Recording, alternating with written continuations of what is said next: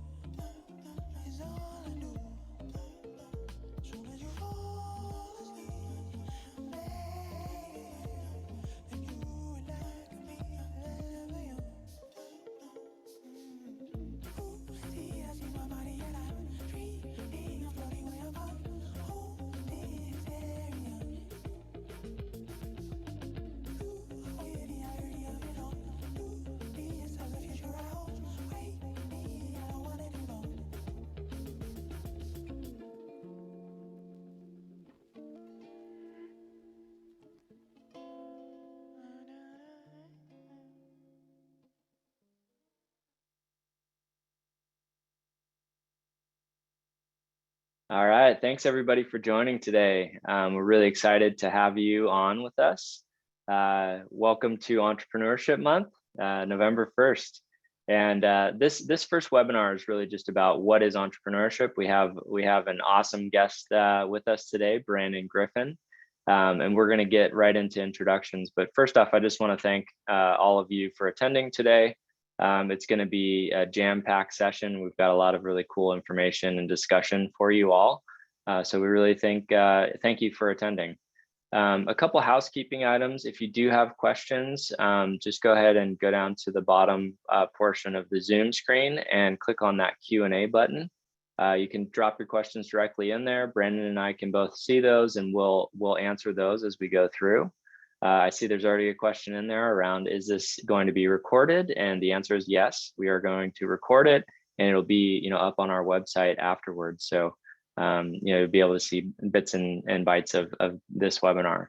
So without further ado, let's jump right in. So well, I didn't even introduce myself. I'm Ryan at Intuit. So hi, everybody. I run our partnerships and go-to-market strategy for the Intuit Job Readiness Program, which is really focused on all students and educators like yourselves. And we believe that our programs and resources are really focused on students that they may not have the skills that they need to thrive in today's job market. And Intuit is committed to helping those students develop the skills that they need to be prepared for jobs in an innovation economy. And so that's really what this webinar series is about. We're here to talk about dreaming and what are students able to dream of and become entrepreneurs in their own right. And it starts with their passions. That's where taking those students' passions and building it into a dream, and then backing that with real world skills and capabilities so that they can go and chase those dreams and passions and really build an amazing career and a life for themselves. And we've got a great speaker today, Brandon, on, who is very well versed in entrepreneurship as well as student career design and helping students really get into their life and their careers.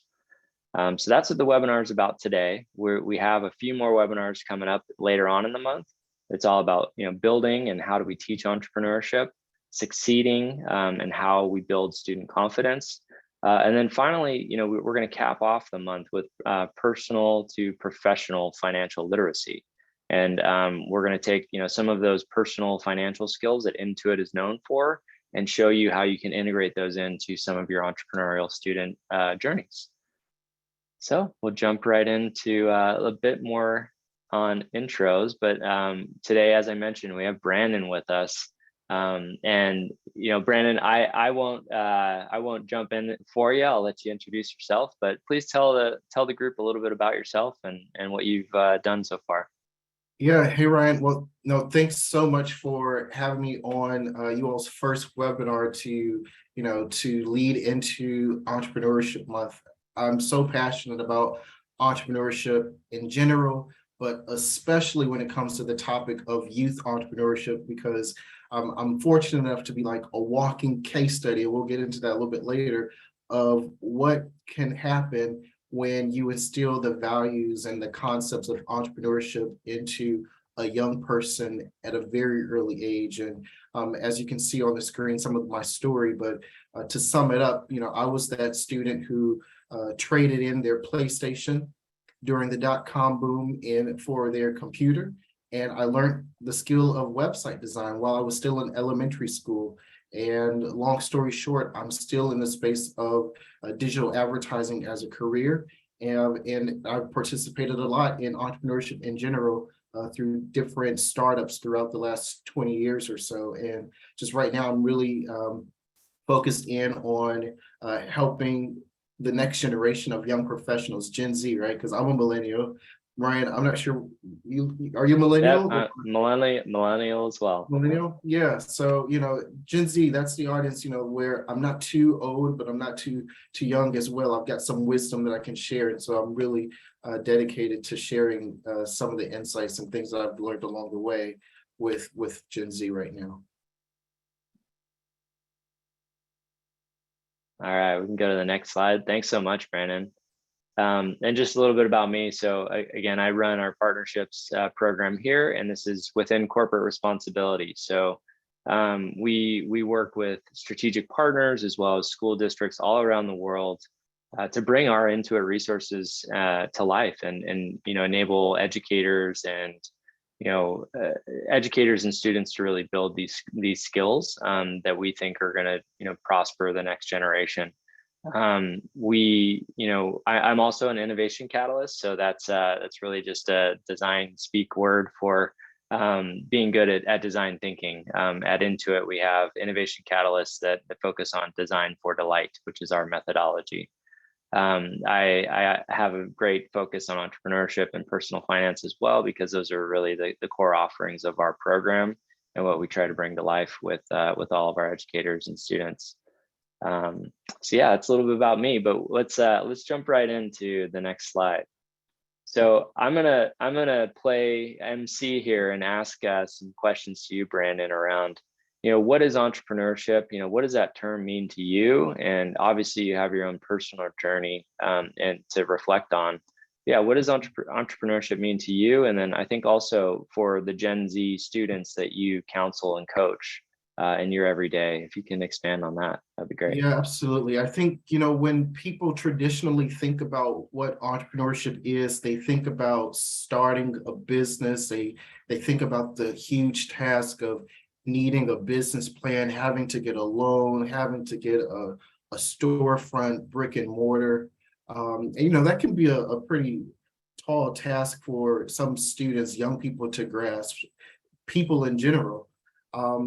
But I really think there should be focus on just the concepts of entrepreneurship, because that's something that can be applied to everything. And I think that we should think about how we are ourselves like our own business. There's a book, I think it's by Reid Hoffman, or he's one of the authors of it, and it's called The Startup of You. And it's how you can consider yourself as a business. And so what I try to convey to young people when you think about entrepreneurship is not just about starting a business, but it's also about viewing yourself as a company. And another thing that I kind of learned early on, I had a mentor, Andy McKelvey, who started McKelvey was one of the large founding CEOs of Monster.com. And he would say or ask us, is entrepreneurship something that could be taught? Or, is it something that people are just born with? And I think that there are probably a lot of answers to that question, just like the question of, are leaders born or made?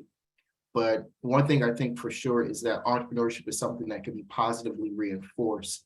And so as students are growing up, young people, they begin to just demonstrate different things, unique skills, interests, and passions, and even abilities. And I think that the role of the educator, the role of mentors, you have the opportunity to identify that, and where the young person may not even identify themselves as being a potential entrepreneur now or in the future, you have the opportunity to just positively reinforce that, whatever it is. And I think it's, that being able to take that skill, the ability to create something of value that someone will want to buy, that someone will want to trade or an exchange, and then just being able to create something greater from, the raw materials or the raw goods of whatever that might be. Thanks so much, Brandon. Yeah, I think your comment wrapped around, view yourself as a business. I mean, especially now with the creator economy and what's happening, so many students are seeing, creators that are making a living, that are, adding advice on, all of the different platforms that are out there. And if they start there and view their decisions about what they're passionate or interested in, I don't think there's been a better time in history, right, for individuals to be able to really create whatever they want. Right. And I think that, and this is where the whole Gen Z Academy concept is, it's really about helping people understand that it's okay for you to put your unique passions and skills and goals to the forefront. A lot of times, especially previous generations, the way we looked at career selection kind of varies from how we're seeing Gen Z are making their decisions. They're making decisions in terms of the companies that they go to based off of how they see the companies interacting in the communities. You have a greater ability sometimes now to probably make more money creating products or marketing your skills on a Fiverr or gig economy type website. And so that allows the students to be in control of, their career trajectory. And that's what we try to do at Gen Z Academy, is we try to help young people as they're going into the workforce to try to keep those things that are typically, pushed down, and then you don't pick it back up until we all have like midlife crisis, right? Try to keep that at the forefront, because you can have success keeping those things as a priority. That's awesome. Thank you so much for sharing. Now I want to shift gears and jump into your story a little bit. So if we can go to the next slide, I'd love to, if you don't mind sharing with the group your story and your path to where you're at today. Yeah, and I'm going to start with the end in mind. And the end is the question I want to pitch to all of the educators who are on the call today, with the question of, what will your students be able to achieve? What could they achieve when the spark inside of them is ignited? And I want to take you back a few years to when I was in elementary school, and we were just getting computers in the classrooms, and we were learning how to design websites. And these were on, the websites before Facebook. So when Yahoo was still probably one of the more popular websites, and GeoCities and things of that nature. And for me, it was a hobby until there was a summer program. And the summer program, there are two summer programs that I participated in. One was one that was focused on technology, and one of the tracks focused in on creative arts and technology, helping students develop professional websites. And so that particular program was just focused on the skill. And then at the same time, I saw a newspaper clipping of a nifty program, the Network for Teaching Entrepreneurship, a program that I'm really passionate about. And that newspaper article said that we would teach students the basic fundamentals of entrepreneurship. And so that was a summer program. I think it was maybe 2 to 3 weeks, and they took us through, how to create a cash flow statement. The curriculum taught me the basics of a business plan. And for me, I went through those two courses, those two summer programs, I think my 5th grade year. So, that's the equivalent to elementary and middle school. I think those are really impressionable years to really begin to instill some things into students. And I put those two things together. I said, well, wait a minute, I have a skill over here that people don't really know how to do, which is create websites. And I paired that with what I learned over here from Nifty, which was that could be my product or service. And if I wrap a business plan around it and create some flyers, I could really do something. And so that's what I did. And so I started with people who went to my church and people who were in my community, just building small websites for them. Eventually, once I got to high school, I started going to fastweb.com and other scholarship websites looking for scholarships. And I wasn't the student who was getting straight A's, right? Probably not because I was incapable, just I had a business. And I also wasn't the student who was a great basketball player, right? And so typically those are the individuals who you think are getting scholarships, straight A's, or they're into sports. But for me, it was entrepreneurship. And so I think when we have these types of programs, it really makes room for, the young people who feel like they don't fit in into certain areas, but they can really find their way through using the skills of entrepreneurship, because it really does wrap around so many different things. But to keep it short, the business that I started in middle school and high school led to me getting the opportunity to get a $40,000 college scholarship, just because I had started a business in college. And then I went to school, and right as I was in the program, the foundation, due to some circumstances, they had to stop funding the scholarship. So I was in for a good 2 to 3 years, but then funding stops. And so, you have to roll with the punches as an entrepreneur. And so there I was in college, and I had to make a decision, like, what do I do? And this was also around the time of the recession, right? And so I had some really hard decisions. Do I accumulate more debt to finish my degree, or what are some of my options? And so one of the things I did was I was able to do more of my social media. I got an internship with Boys and Girls Club of America in our region to manage their social media, and I got to see what creating websites and managing social campaigns for large businesses was like. And doing it for one nonprofit led to doing it for another, and quickly it grew into a large social media firm in the Chicagoland, Northwest Indiana area, which is where I grew up. And long story short, I did that for 5 successful years. It really helped me in helping me fund and finish that college education. And then I made an exit from that and got connected with one of my day jobs, which is with Gannett and USA Today in the States, on the advertising side. So, it's still a track from just that hobby in middle school to utilizing those trainings that were available from programs like Nifty, and the encouragement from the teachers, and that led to just even me still being successful in this global career that I have right now. That's great. Thanks, Brandon, for walking us through that. I mean, you mentioned, some great programs like Nifty and Boys and Girls Club, and these are all, strategic partners that really, they understand the need for entrepreneurial education, right? And they're wrapped around, high school or, grades lower to be able to bring that to life.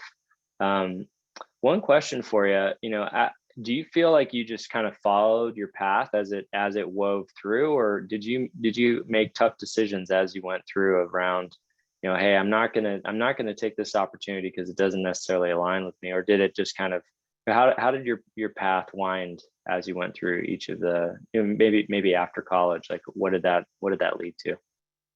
Yeah, no, no, there was a lot of outside pressure, right? You get outside pressure because the road of entrepreneurship is sometimes the road less traveled. And it can also be the road that you have to, endure a lot. And so I know I personally made, a lot of sacrifices.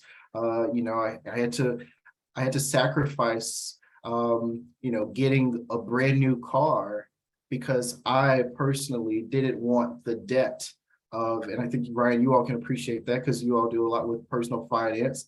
I didn't want to accumulate the debt because I knew that if I had the debt, I would then have to make career choices based off of my financial need and not my passion and my interest. And so those are types of decisions, personal decisions, and priorities that I try to encourage young professionals today to think about things from all of those different aspects, especially before they make certain choices and decisions, so that that way they can try to preserve their desire to follow their passion and to follow their interests. But I think that will probably be one of the biggest challenges because you have external pressure. Everyone's not going to be your cheerleader. I tell that to my students all the time.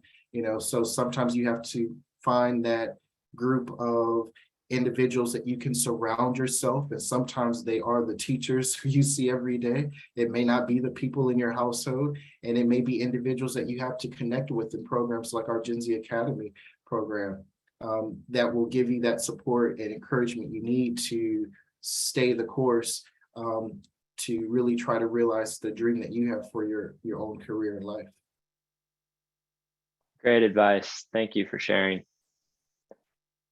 All right. Well, let's move to the next slide. Just for all the attendees, why is entrepreneurship important? I think you all know that, but entrepreneurs are really the engine that accelerates our economic growth and powers prosperity to more, to all. But really, if you think about communities, entrepreneurs do provide so much to the local community, more so than maybe a large employer maybe in the area. And we really see this popping up in all of the school districts that we work at. Some of them are rural, some of them are in cities. But there's just so much more accelerated that growth when there's more entrepreneurs in each community. We offer a number of different things here at Intuit. One is, wrapped around Design for Delight. And Design for Delight is, again, our design thinking methodology. It's a set of principles that gives students hands-on experiences and creative problem solving. And we use this in a couple different ways that I think you as educators would find value in. We started off with a find your why. And when I say find your why, that's really an exercise of students really understanding and giving empathy to themselves around what are their passions, what are they interested in, and narrowing that down, right? So figuring out what their passions are, and then brainstorming around all of the different ways that they could take those passions into a career, and then narrowing down into one or two that they want to go and rapidly experiment with and test out. And so, you heard a bit about, Brandon's internship, as well as, like testing different things out. That's so important, we think, for students. And so we have this Find Your Why workshop that, we have a presentation that educators can take, and you can bring that to life in your class. So we have that. We do also have a self-paced course on Design for Delight, and that's available, as well to educators, as well as all of your students. So you could assign this self-paced course, and they can go through and really, by the end of it, be able to pass our Design for Delight certification. We have a certification that's put on by Certiport. So that's our Design for Delight Innovator badge that you can see there. But that's what students can get out of this. The other thing I'd just say is that it's such a powerful business language to be able to say, hey, I understand design thinking. I understand, how to take complex problems and be able to break that down with a specific customer in mind, specific community, specific problem that customers have. And so that's really what we do at Intuit, is we make this product and really service available. And by the way, all of this is free. We're in the corporate responsibility area of the company, so there's no charge to you as educators to leverage this in your classroom. So it's on our website, and you can easily go and download these resources today. But so that's Ryan, a bit about. Oh yeah, go ahead, Brandon. Oh, sorry, Ryan. I just wanted to say, because I was so happy to see this slide, because literally, like 3 weeks ago, I was in a board meeting with the Future Business Leaders of America, and they brought the design thinking process into our session because we've had teachers who've gone through the training, and I had not heard of it. And so what you just said on the screen is so true and powerful, with design thinking being a powerful business language, and the whole process of, finding out your why, brainstorming. It was things that I realized even as a adult board member, the process that I go through mentally, but to be able to see a formal process of it, and the language used around it really makes it click on a whole nother level. And that's the other thing too with entrepreneurship education, because you're going to have students who are going to do research and try to figure it out themselves. And what they may not know is the notes that they have on their paper is actually called a business plan. And so when you're able to pair what some of your students may be able to do innately or naturally with the powerful business language or resources that are available, like the tools in your Design for Delight course, what they're going to be able to achieve will just be even more exponential to what they may be able to do, by themselves. Yeah, so true. I mean, by going through this, students, we do really see the light bulbs going off when we run courses. And it's not just a course. I'll actually talk about it here in just a minute on the next slide, but we run social innovation challenges as well, where the students get access to the course as kind of pre-work. And then they actually go through a design sprint, right? And they look at that customer problem they're trying to solve, and they build out a solution. And really taking that in a sprint form, it gives them the real world practice, right? To be able to feel confident about their own skills with building out and paying attention to customer needs. So thanks for that highlight, Brandon. I appreciate it. And I dropped the link in the Q&A chat just on that goes to our website, where you can download these tools and resources. So let's go ahead and move to the next slide. So this is another case study that we wanted to highlight. And I mentioned this a minute ago, but our Intuit Social Innovation Challenges. So this is something that we open up. We do this two times a year. So we're actually in the final round section of the fall challenge right now. And I've actually been mentoring a couple different teams, and just really excited to see their progression and what they've done. But students really apply their design thinking knowledge to solve a real world problem. The challenge that we have going right now is around entrepreneurship for all, and ensuring that students, regardless of their background and where they're from, and what they look like and what community they come from, that they all have access to tools and resources to become an entrepreneur. And that's in terms of funding, that's in terms of mentorship, it's in terms of just making sure that everybody has access to design thinking, right? To design thinking, and really just how do you make entrepreneurship more attainable for students. And we are going to have another one in the spring. So we'll start pushing out all of our marketing right when everyone comes back to school after the holidays. But I really encourage you to have your classes sign up for this. It's free. Again, we don't charge for this. And it's a great way for your students to go through this. Many of the teachers build it into their class time, where they'll talk about it and then see their different student teams that go through. So with that said, I'd love to play the video and give just a quick highlight of what a couple of our students learned from this last year.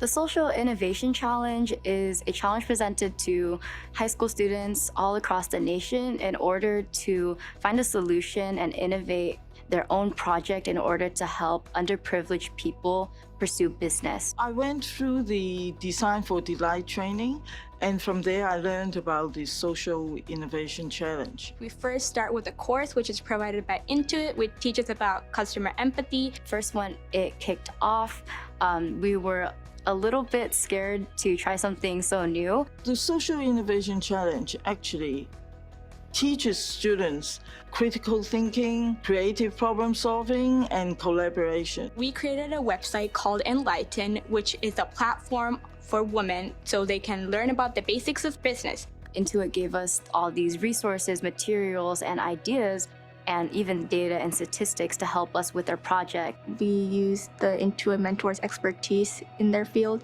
to apply to our product to make it even better. Our mentorship brought, I think, an outside perspective to the students to what they were doing. The Social Innovation Challenge is important for the students because it gives them a real world problem to solve creatively, but also it allows them to do that by connecting with real world, I guess, experts like me or professionals who can actually show them how the things that they're learning in school do exist and we use them for real in the real world.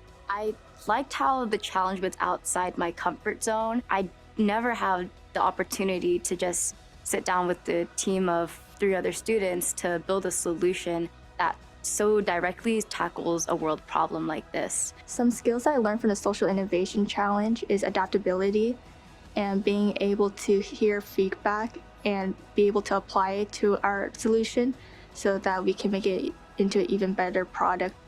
We only concentrate on the academic stuff, and there is no what we call the 21st century skills. That's why having things like the Social Innovation Challenge is great, because it teaches them these are the skills that we don't normally teach in school. I'm really thankful that Intuit gave us this opportunity to participate in this challenge, because it felt like just being average students, we were having a spotlight shown on us. My career goal is to be a CEO of a startup company or just a program manager at a big tech company in the future. And I know that the Social Innovation Challenge really is like a stepping stone for that. I would like to pursue product design, and through this challenge, I was able to figure out that I like to see how my product affects other communities and my customers. I learned how to collaborate with others, collaborate with my teammates, collaborate with my teacher, and even mentors that we got from Intuit. I think the Social Innovation Challenge is important for the students because it allows them to get involved and have a voice in the communities in which they are participating. If you're thinking about doing the Social Innovation Challenge, definitely go for it.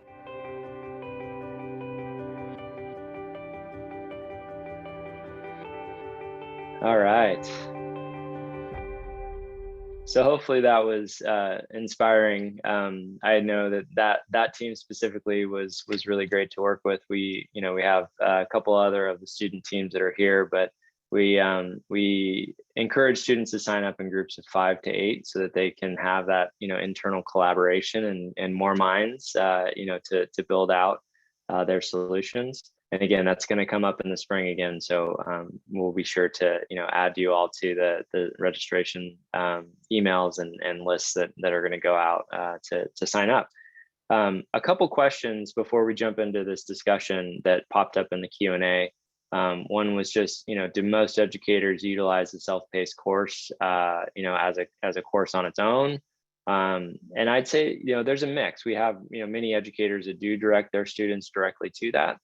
They might be, more a little bit further down the line with design thinking and entrepreneurship.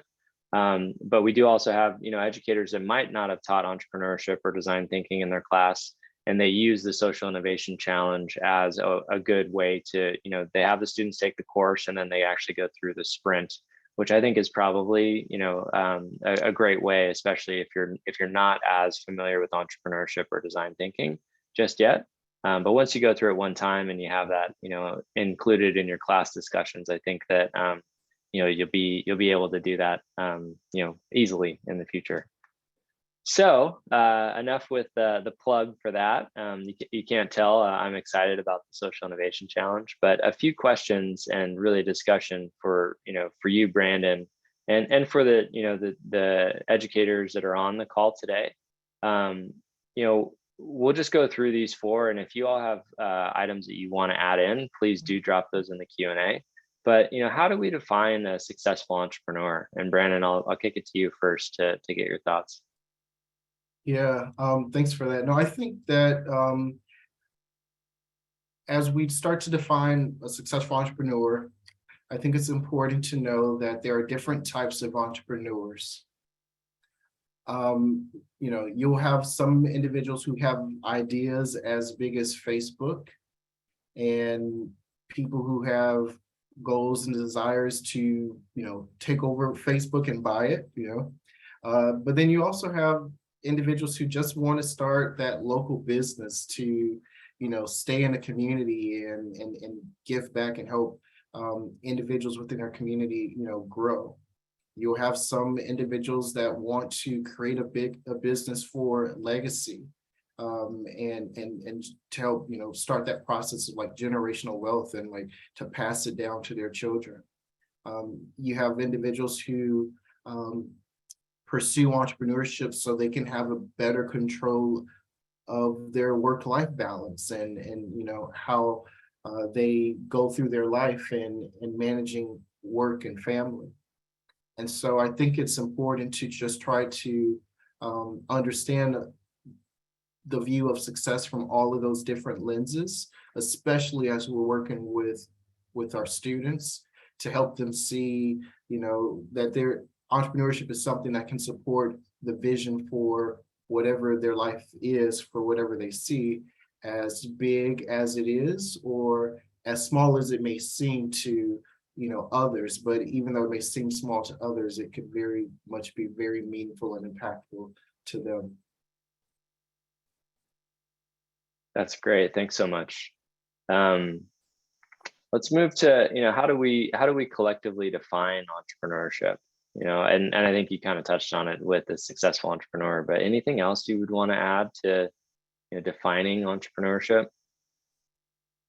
I think we've got a progressive view, and again, I encourage people on the webinar today too to share your thoughts in the Q&A section, and I'll make sure I take a look at those. But I think progressively, and this will probably feed into the last question of the future of entrepreneurship, but I think we've got a evolving concept of what entrepreneurship could look like. Even before it was, thinking of yourself as an entrepreneur, it was also, the concept of being an intrapreneur and thinking about how you might be able to, lend some creative skills and all of your entrepreneurial desires to a business and maybe not have to assume all of the risks. But I think that the collective definition of entrepreneurship is starting to look different than the traditional a person who starts a brick and mortar type business, has to have 50 employees. I think it's evolving. Yeah, definitely. I would echo that. I think, entrepreneurship has morphed, especially since, the gig economy has come up. We at Intuit, kind of define solopreneurs, right? That's kind of at the beginning stage of, maybe doing gig economy jobs and, hustling a couple different jobs and or adding value with their talents, across a couple different platforms. And then it goes all the way up into, small, medium-sized businesses. But I would say that, the more customized and curated offerings that these businesses are coming up with. I mean, I see it all the time of, as we do our social innovation challenges and other entrepreneurial things with students, that, the differences in backgrounds of the students, they come up with just these unbelievable products and solutions for their communities that, maybe would have never even been looked at in the past. And so I think that it's just, it showcases the need for continual, just like, hey, if you have an idea, how do you break that idea down and be able to build out something and bring it to life and test it quick and cheap, right? You don't want to spend a ton of time and money on it. So yeah, just I'd add that. And then this is a question I think for the group here. How do you teach entrepreneurship today? Are you already leveraging tools and resources? We talked about a couple of the partners that are in that space, but I want to hear from you. How do you teach entrepreneurship today? If you want, just drop it in the chat Q&A.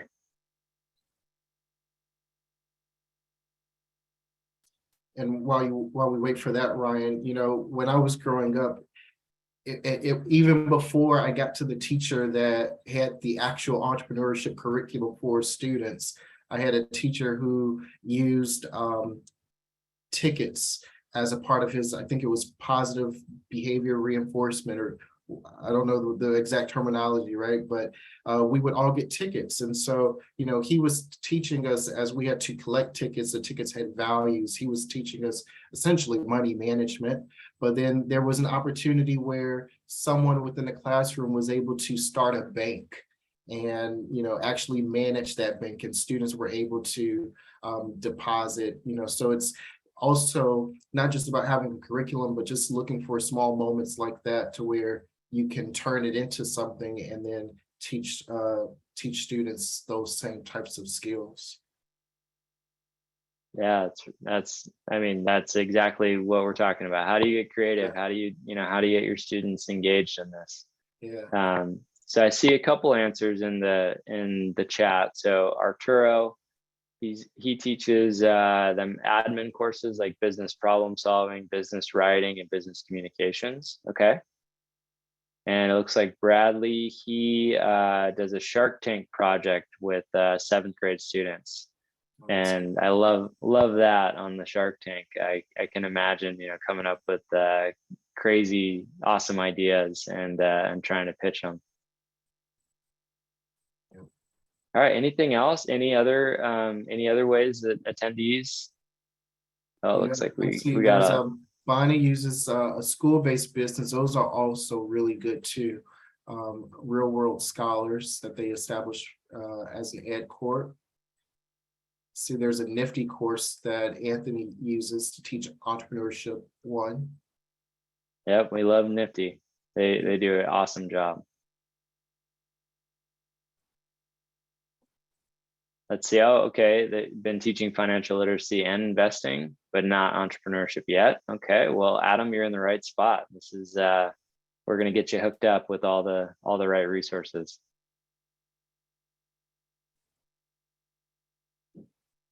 And all right. Well, yeah, I'm just going down the list here. So Glendy, it looks like you have a program-based curriculum and you were an entrepreneur and now you teach it. So what better way to learn for students? It's great.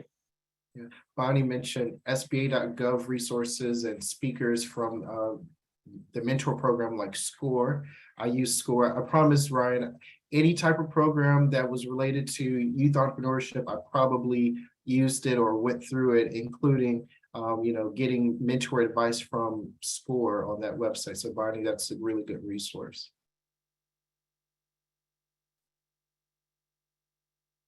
That's great.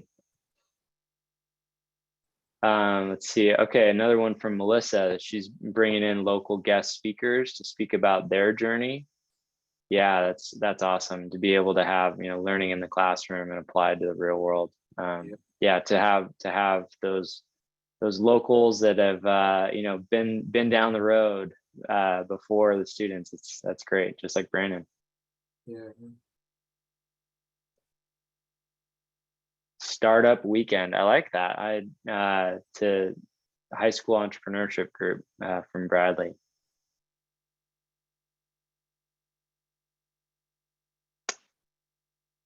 And then Amy, one thing you said here, it's your first year, but you're trying to figure out how to teach this.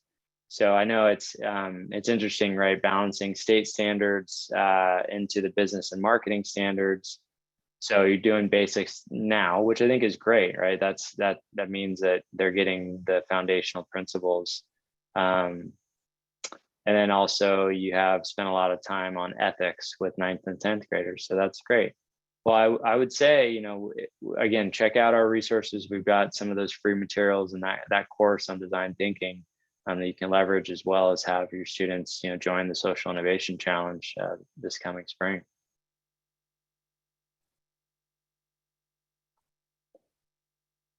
Wow, the comments keep coming. So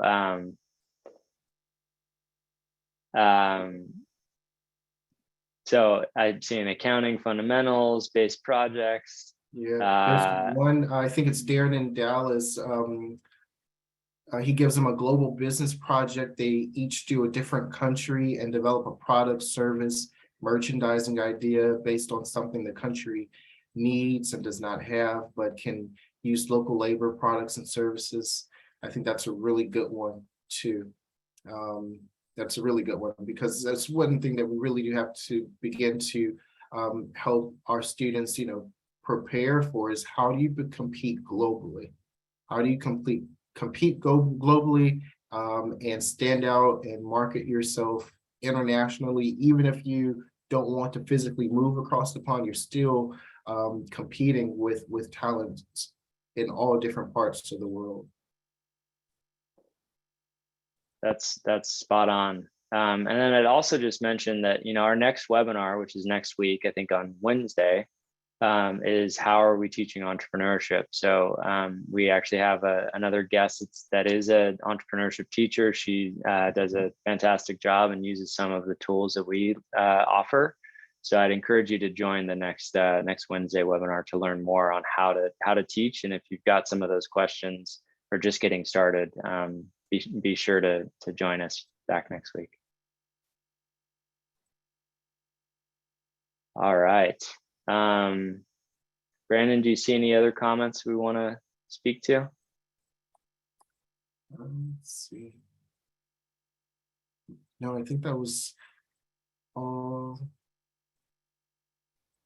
Oh, I see one in here around teaching entrepreneurship by having students sell like spiritware or manage a school store.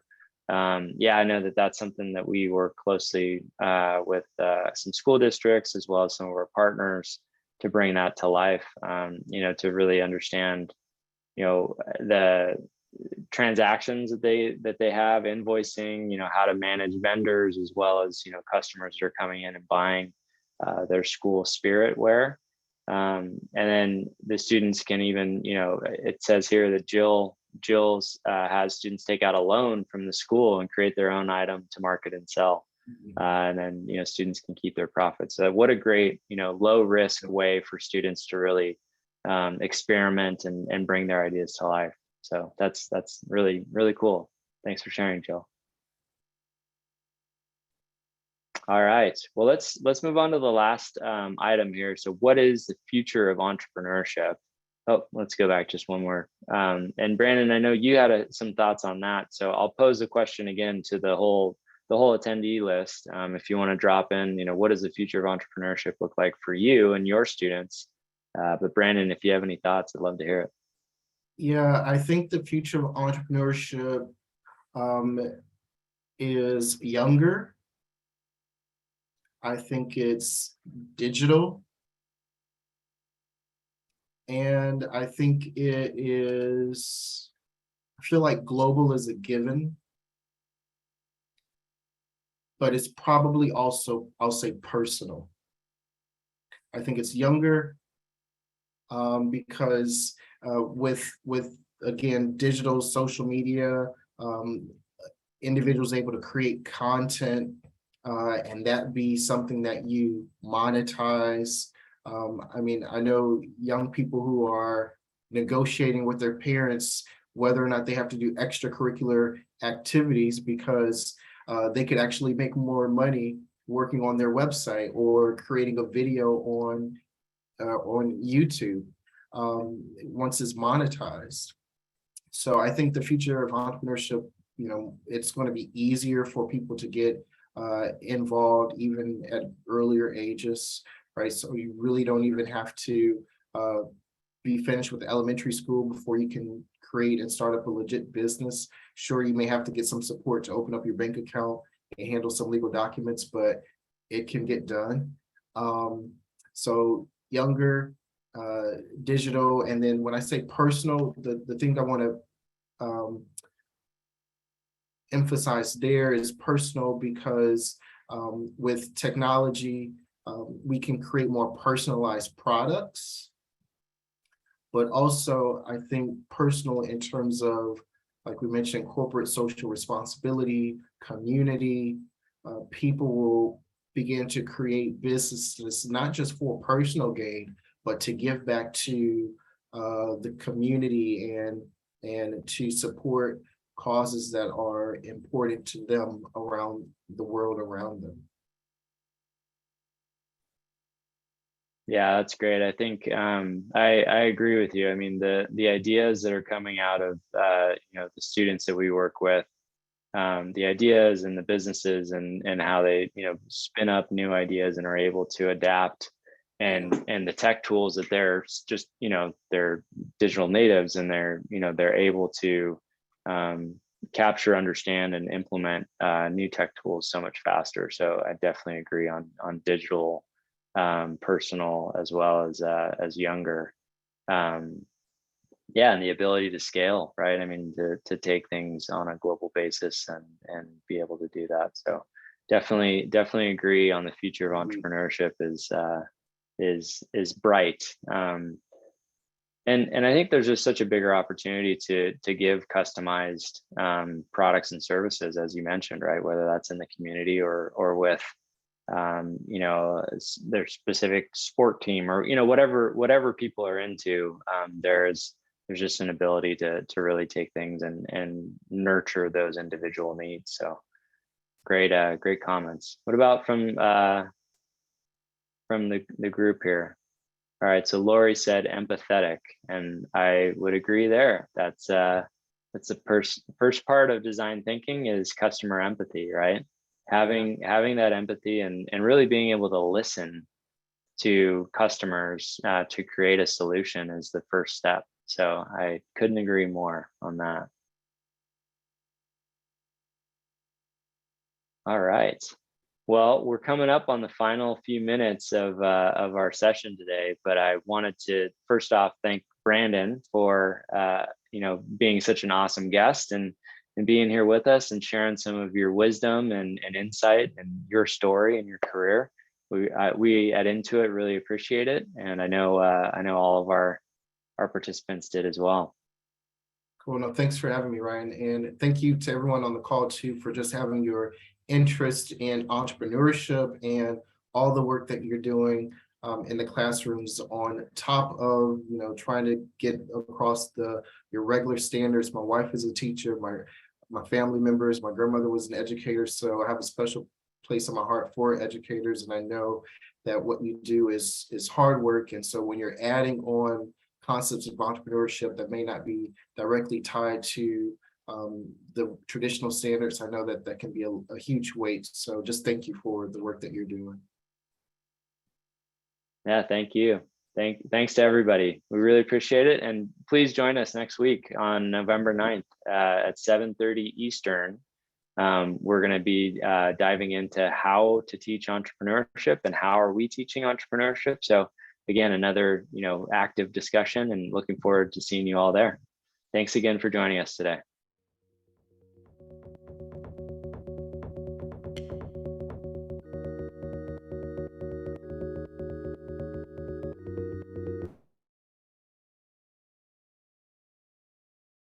All right.